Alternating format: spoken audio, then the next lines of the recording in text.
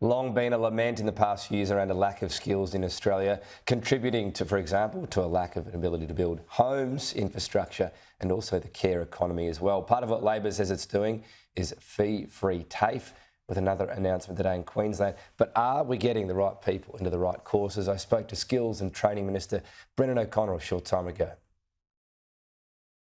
The investment in fee-free TAFE and VET places is in areas of demand.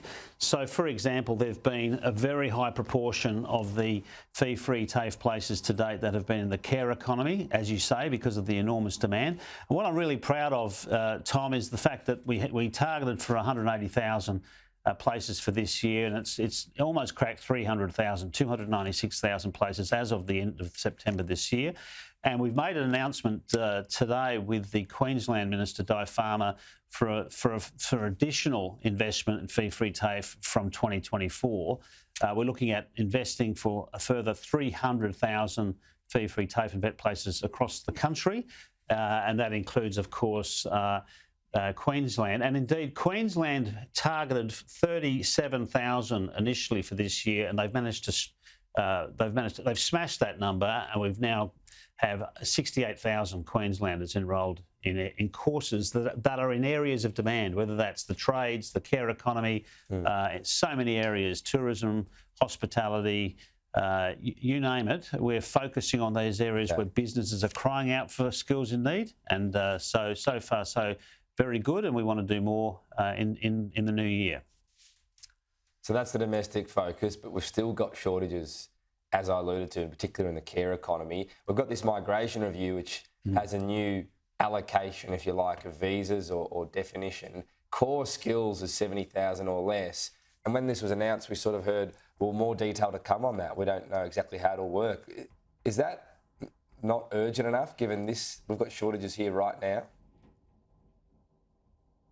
Well, look, we'll still continue to go. Look, when you're trying to reform a broken system, and let's be honest, we inherited a system that had 960,000 visa applications that were not even processed. You really have to put some effort in, and that's why we had the Parkinson-led review. That's why Minister O'Neill and Giles, Minister Clare and I have been working together to make sure we get this area of reform right. And some things you can do immediately, but I just want to make very clear, we are attending to the needs of our economy and labour market through investment, education and training and skilled migration as we look to reform the way the skilled migration operates, because it's absolutely vital. And I want to be clear too that the body we've established within my portfolio, Jobs and Skills Australia, will be providing the best possible advice and intelligence on what is needed for our economy today and tomorrow. The Department of Home Affairs, of course, will work closely with JSA to make sure that skilled migration pathways are informed by what is needed, what is clearly needed. Now, everyone has a view about that, but we have to be far more dispassionate and far more focused on the evidence of what is needed. And I assure you that's the decision of the migration pathways will be informed by JSA, and I think that's a very good thing. We've been told as well by this review that basically there are courses being done by international students, a range of courses, including within skills, that basically we don't really need, that they've been set up and they've become a bit of a front so people can get a visa into the country. How does that work? Do you just sort of overnight go, look, these courses, these institutions, whatever they might be, bad luck? Do you work with them to say, if you want to stay relevant, here's what you'll need to change? Are we going to see courses go, institutions shut down? How does that work?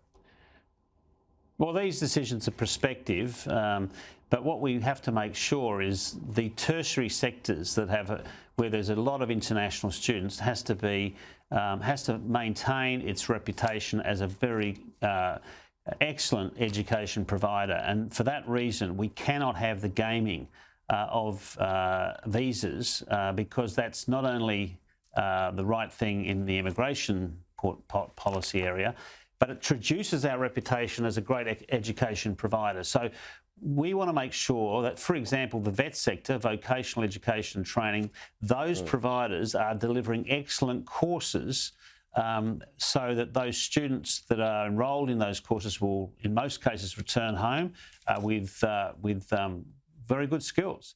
If they haven't, is it just sort of bad luck? They've been gaming the system. They don't necessarily deserve. No, I think there's been a notice that conflation they of these fall foul two. that?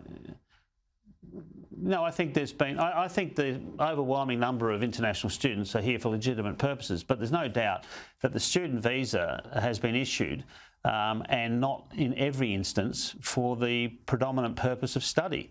And I think, therefore, we need to tighten up there's a genuine focus on being educated in either universities or the vet sector, and we need to tighten it up so that there's not that gaming of those systems.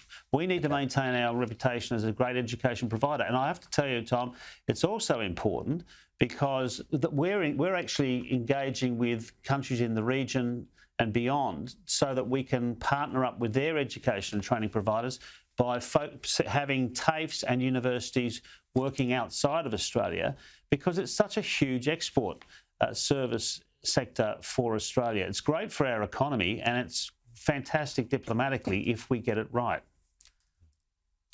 Just wanted to ask you finally as well about Israel. This UN resolution Australia sided with the end for a ceasefire between Israel and Hamas. Was this a position Cabinet was consulted on at all, and should it have been?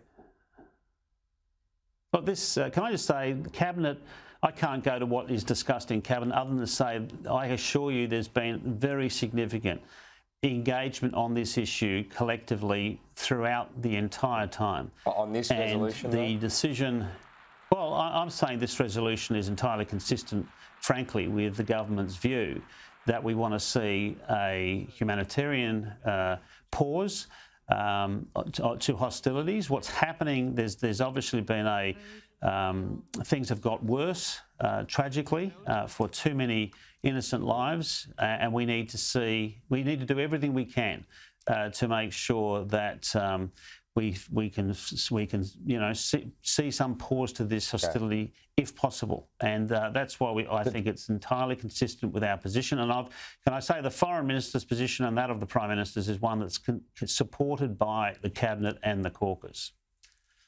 When you say consistent, that the position's consistent, though, there's no mention of Hamas here, as in criticism of or call for what they should be doing.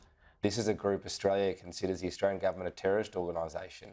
Shouldn't Australia have been insisting on some mention of that in some way before supporting the resolution? Firstly, Tom, yeah, look, as I said, things have got materially worse. There is a humanitarian crisis, and we need to do what we can. This resolution is different from the one that we did not support, in that this resolution does talk about releasing hostages. It does talk about the rule of law. This is a more focused and this is a resolution, I think, that reflects the overwhelming view of the international community.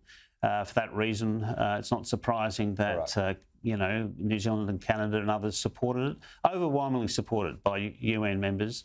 And what's the purpose of it? To see a pause of the conflict so that innocent lives can be saved. And how could that not be supported by the Australian community and indeed the Federal Parliamentary Labor Party